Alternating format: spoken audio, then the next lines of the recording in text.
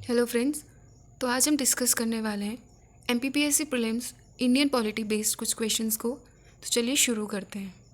आपका पहला सवाल है, निम्नलिखित में कौन राज्यपाल को उसके कार्यकाल से हटा सकता है? आपका ऑप्शन ए है राज्य विधानसभा, ऑप्शन बी संसद, ऑप्शन सी राष्ट्रपति, ऑप्शन डी इनमें से कोई नहीं। तो इसका सही जवाब है ऑप्शन सी राष्ट्रपति। इसके बारे में थोड़ा सा डिटेल में पढ़ लेते हैं। राज्यपाल राष्ट्रपति के प्रसाद पर्यंत कार्य करता है, अतः राष्ट्रपति राज्यपाल को हटा सकता है। अनुच्छेद 153 के मुताबिक देश में प्रत्येक राज्य का एक राज्यपाल होगा। साथ ही एक व्यक्ति को 2 या 2 से अधिक राज्यों का राज्यपाल के रूप में नियुक्त किया जा सकता है। आपका दूसरा सवाल है, सुप्रीम कोर्ट की सर्किट बेंच कहाँ है? आपका ऑप्शन ए है Mumbai, option B Kolkata, option C Chennai, option D इनमें से कोई नहीं। तो इसका सही जवाब है ऑप्शन डी इनमें से कोई नहीं। अगले सवाल पर चलते हैं।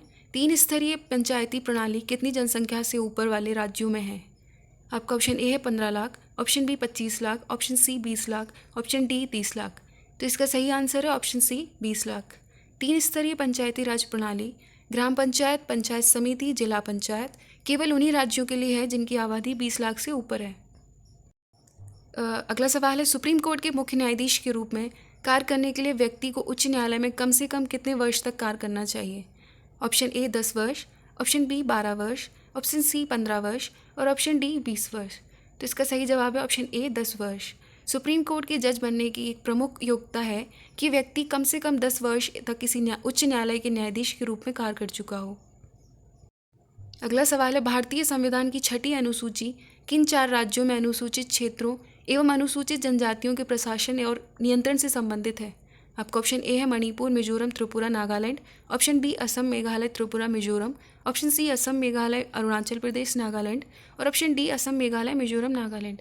तो इसका सही आंसर है option B Assam, Meghalaya, Tripura, Mizoram.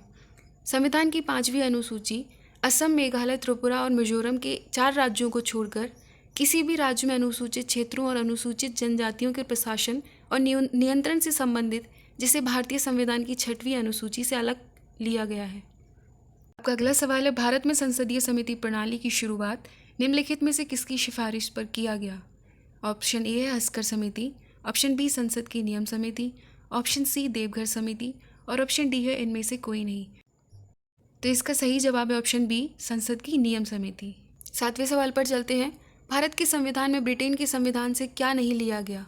Option A संसदीय शासन, ऑप्शन बी एकल नागरिकता, ऑप्शन सी मूल अधिकार, ऑप्शन डी मंत्रिमंडल प्रणाली। तो इसका सही जवाब है मूल अधिकार। भारत के संविधान में ब्रिटेन से संसाधमत शासन प्रणाली, एकल नागरिकता एवं विधि निर्माण प्रक्रिया, विधि का शासन, मंत्रिमंडल प्रणाली, परमाधिकार लेख, संसदीय विशेषाधिकार और सदनवाद को लिया गया है। आपका अगला सवाल है 8वां, गोपनीयता के निहित अधिकार जीवन और व्यक्तित्व स्वतंत्रता के अधिकार का एक हिस्सा है जिसके तहत भारत के संविधान के निम्नलिखित अनुच्छेदों में से एक है। अनुच्छेद 17, अनुच्छेद 19, अनुच्छेद 21 और अनुच्छेद 23। तो इसका सही जवाब है अनुच्छेद 21। अनुच्छेद 21 जीवन और स्वतंत्रता के अधिकार से संबंधित है। अगला सवाल है 9वां, मौलाना आज़ाद राष्ट्रीय फेलोशिप स्कीम किसके लिए है? Option A Muslim, option B Muslim में बीपीएल परिवार, ऑप्शन सी 5 अल्पसंख्यक में बीपीएल परिवार और ऑप्शन डी 5 चयनित अल्पसंख्यकों के लिए। तो इसका सही आंसर है ऑप्शन डी 5 अल्पसंख्यकों। मौलाना आज़ाद राष्ट्रीय फेलोशिप स्कीम भारत के 5 अल्पसंख्यकों के लिए है। आज के अंतिम सवाल पर चलते हैं। संयुक्त प्रवर समिति में कितने सदस्य होते हैं? Option A 22, option B 30, option C 45 और ऑप्शन डी 60। तो इसका सही जवाब है ऑप्शन सी 45। तो चलिए, ये थे आपके कुछ सवाल Indian polity based. I hope आपको ये वीडियो पसंद आई होगी।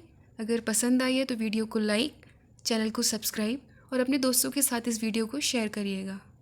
चलिए फिर मिलते हैं। Till then take care.